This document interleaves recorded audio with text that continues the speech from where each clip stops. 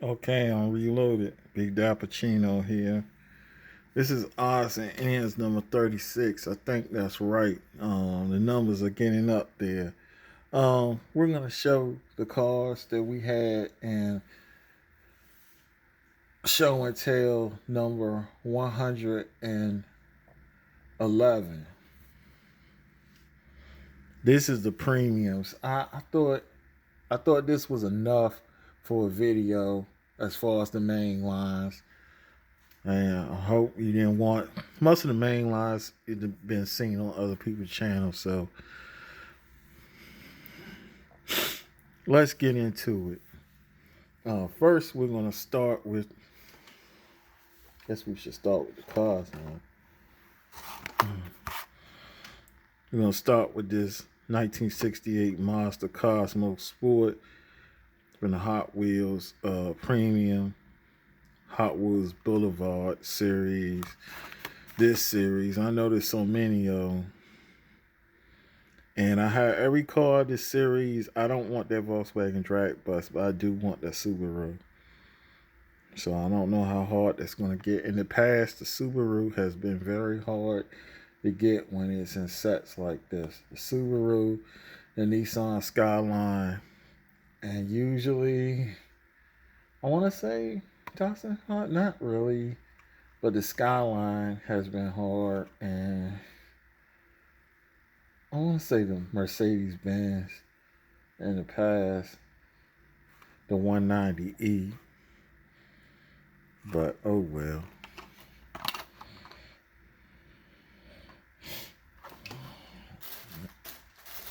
Yeah, I got this from I got this from Walmart. Got this from either Walmart or yeah, I got this from Walmart.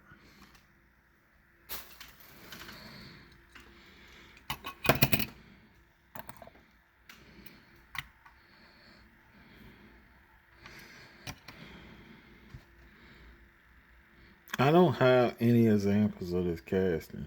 I think they did a set before, and this is based on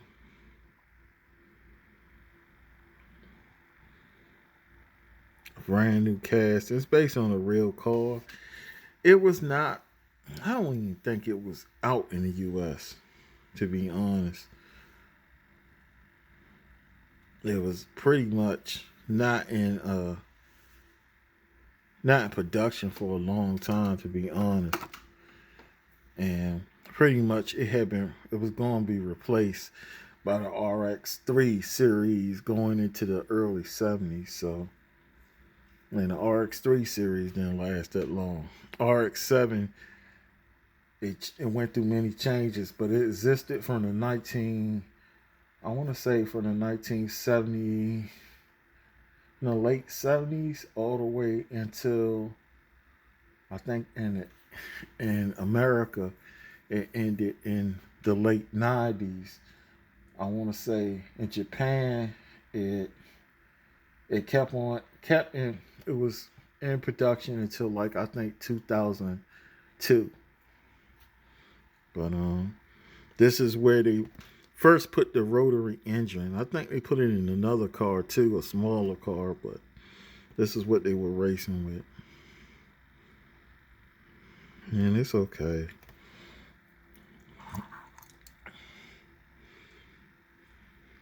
I personally think it's oversized. It looks like it's a 155 or 158 scale at least. I was going to see if I could find something to match this one, which is the Chevrolet 63 Chevrolet Nova. But I think I only have something that's closer to like the 64, the 65 Nova. I think this body style was the 62, carried over for the 62, which when originally I think it was called the Chevy 2, right around there. And it's a gasser. Same series, Hot Wheels. I showed the thing, Boulevard. As far as gases go,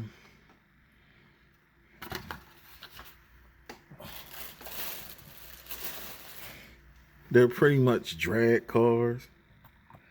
They're just used for going in straight lines. Even though some of them are street legal, even though they're probably hard as a mug to maneuver. You probably can't go that fast if it's street legal. This one looked like the wheelbase has been changed, like altered, so it can go faster.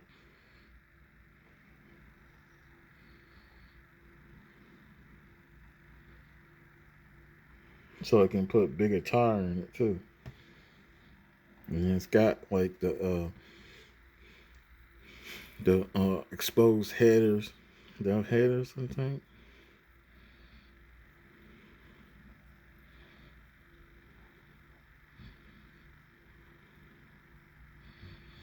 So it can breathe a little bit. It's got a nice paint job. And it's got a whole lot of sponsors on the side, which is classic Hot Wheels type stuff. See if we can recognize them. I see Harley. Other ones just too small. I think I spent a nice time on it. It's got nice tail lights.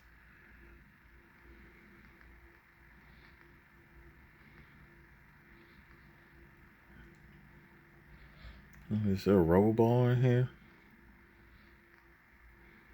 I think so. Yeah, that's good. Now we're gonna move on to the car culture team transport, the Lancia. I don't know. I think on a lot of sites, I thought I was behind, but I was kind of ahead. Sometimes my locations are funny like that. This Barnes and Noble location that I got, sometimes they be having the goods. It's like they put them out because I think they get them kind of fairly early in advance. But they're not really into diecast like that. It's just something extra they pick on, I think, from corporate because they carry all the Mattel type stuff, Barbie and all that, and Lego, and pretty much everything. They only put out like one of these at a time, and I don't think it's calculated. They just oh, that one's out, just put a new one out there. But I was able to get two, and in the past I went there. I got the silver Mercedes Benz, but I'm rambling. I said I was going the Lancia because I have one. I think I put it up. Yeah, I put that Lancia up because it was here for a long time. I cleaned house a little bit. Probably need to clean house some more.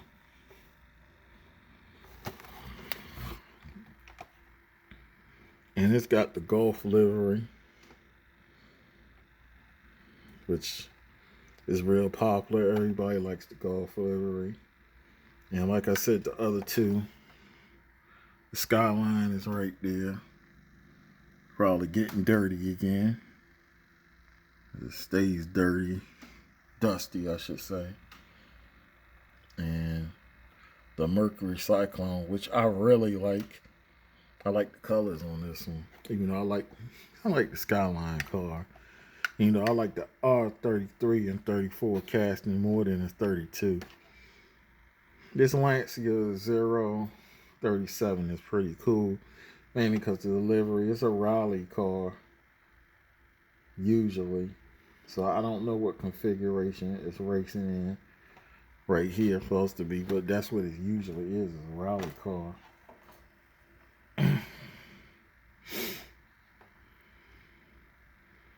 And I see the headlights. It looked like it has a rally sight with the extra lights on the front. The diffuse and everything. I see Pirelli on there. He's one of the sponsors, so that's cool. And that's, I think I spent enough time on that.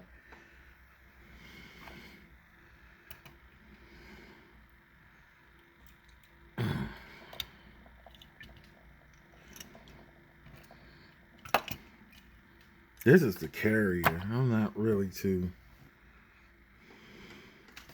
The carriers be fantasy castings most of the time, probably based on real fleet vehicles, but oh well. The color on this is cool because it's got the Gulf coloring and livery, and that's where the door.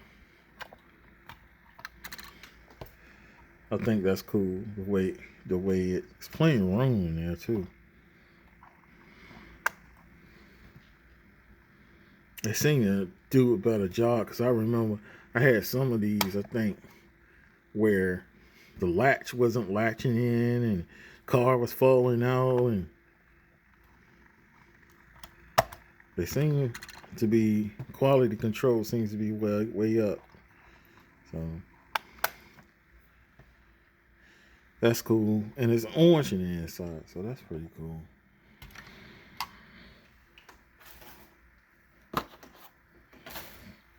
Moving on.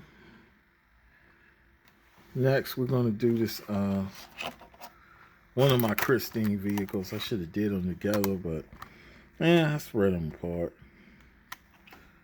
This is the 77 Plymouth Fury from Greenlight Hollywood and from the movie Christine.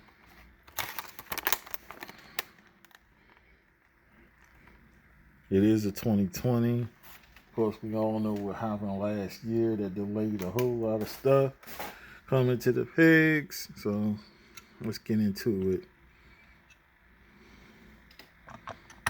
This is the blue variation. And as you can see, the hood opens up. Even though they don't want to stay open, you can see the engine with that nice blue block. I like the paint job on this one. Man, it's a basic car, man. Like during the movies in the 80s and TV shows, even though this was a late 70, 77, like early 80s, this usually was the cop's car or the bad guy's car. This green one is actually, man, that green was dirty.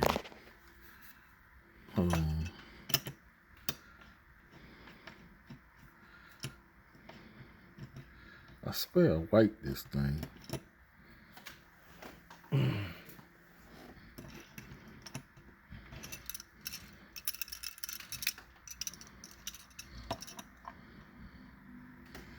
And the green one is from Greenlight Hollywood 2. It's from a show. I don't know if a lot of y'all probably remember the show. It was on during the 80s. I want to say early 90s. It's called Hunter. It starred an former football player named Fred Dreyer. It was just a regular car show, cop show. I think it was created by the same producer and script writer and director who made the A-Team. He had a bunch of shows on at the time. And I think this one is a little different. This one might be an older model, because I'm seeing some differences in the tail lights. They're both 4 doors. You see the slight difference in the tail lights? I think this might be a 879 or either 80. I don't know if it's later or earlier. But it's got that same blue block underneath. And the tan interior. That green looks good. Both of them look good, to be honest. I wonder is this one is a Fury. I wonder this one might be a Dodge. Yeah, it is.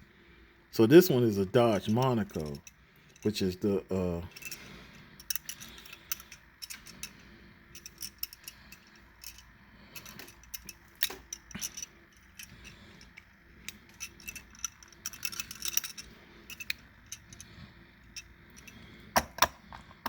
the green one is a Dodge Monaco, which is a twin of the actual the Plymouth Fury. Well, Dodge Monaco is the higher one. You know, Plymouth. The hierarchy at Mopar went like this: Chrysler, Dodge, then Plymouth. But Plymouth and Dodge, they shared a lot of the same body styles and basically same car designs. If you want to be honest, mechanics and everything. Chrysler was the top tier.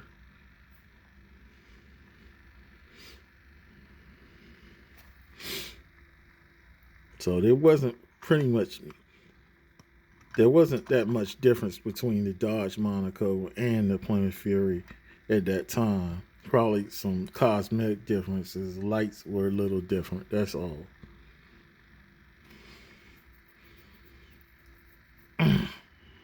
Same engine, same transmission, same everything else, you know.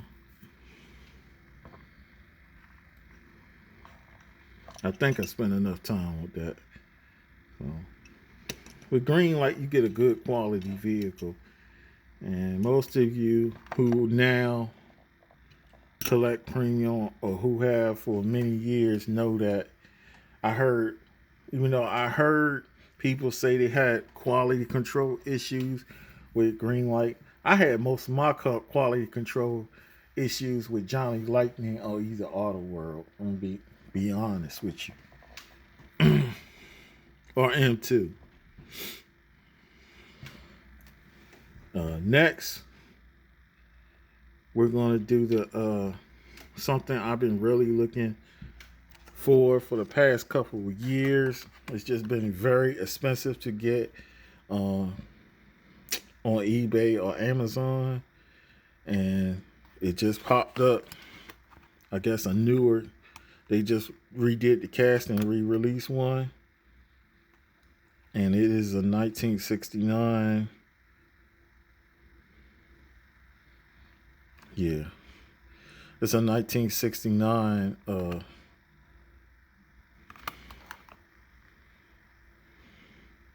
Chevy Impala SS convertible.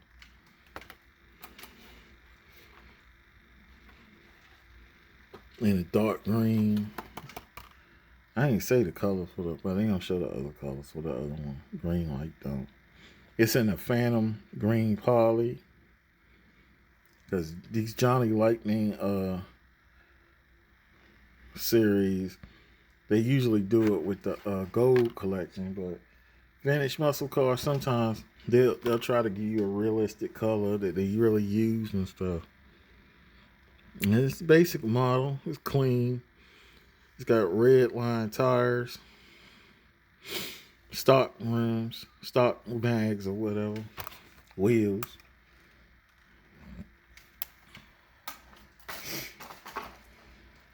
I want to contrast this with the previous year.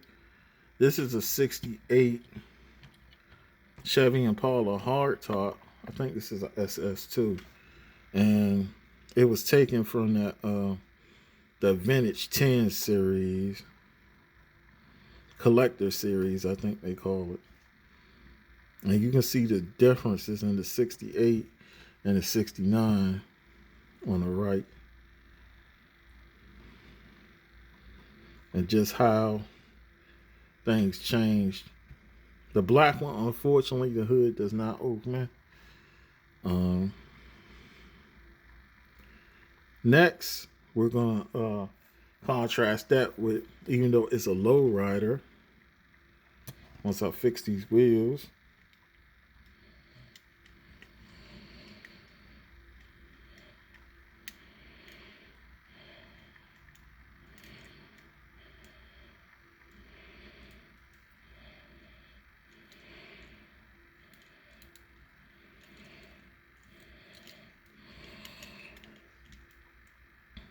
which I should have did earlier this morning, but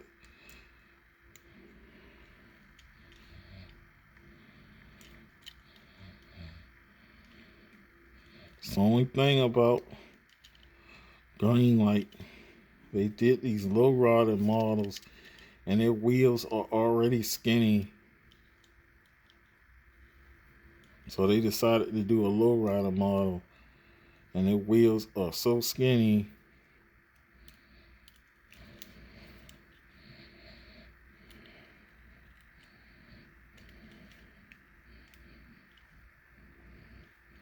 that sometimes they get difficulty when you're trying to display them.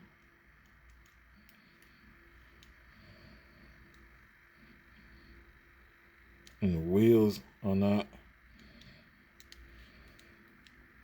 staying on the rim because I think they're stretching because they're rubber.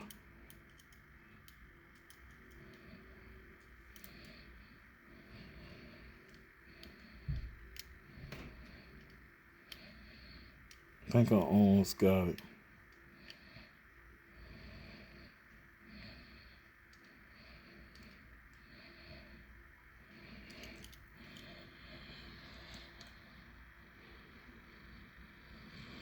Just close enough.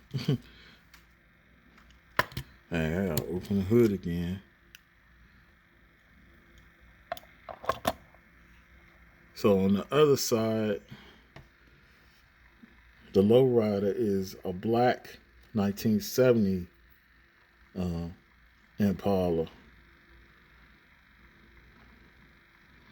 Remember, the green one is in the middle, so you can see the differences of how the changes in the years.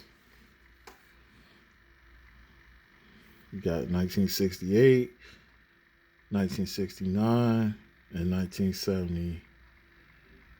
The 70 on the end, of course, is an auto world. They're all around too, so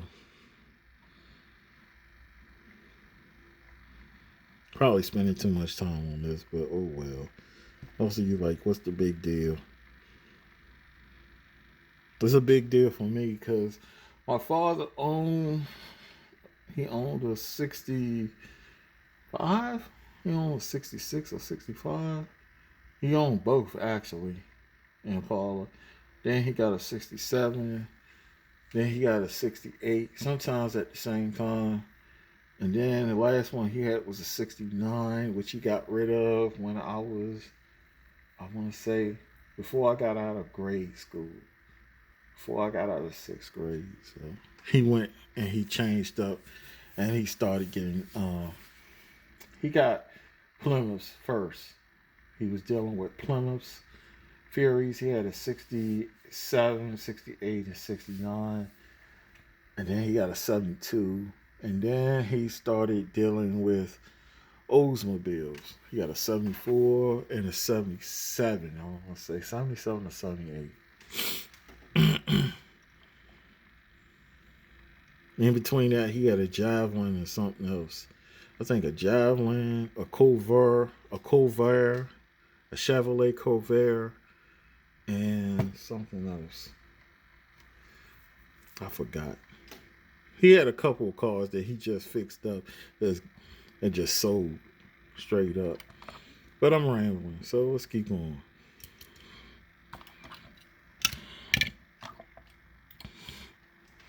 Got time.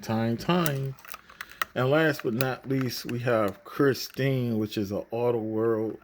This is they're part of their silver screen machines. That's what they're called there. And on 64 diecast, this is the partially restored Christine.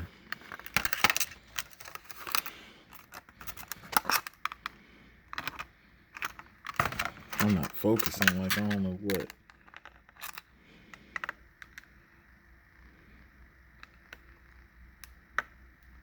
It's a hobby exclusive, but they don't say how many units was done for this one. So I guess they're expecting worldwide distribution.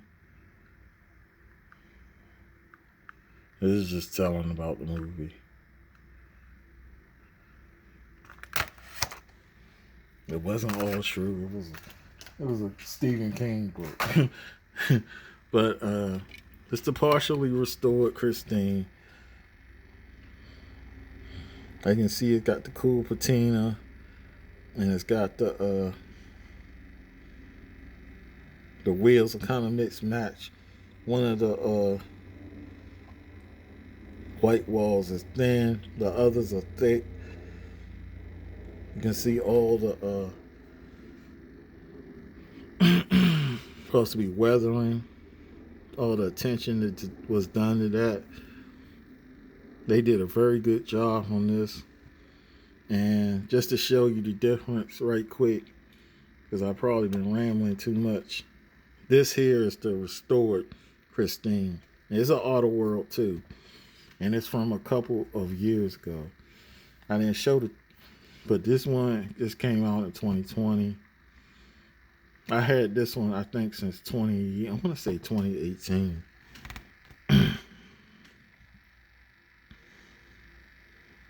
As you can see, the fully restored Christine got a beautiful paint job.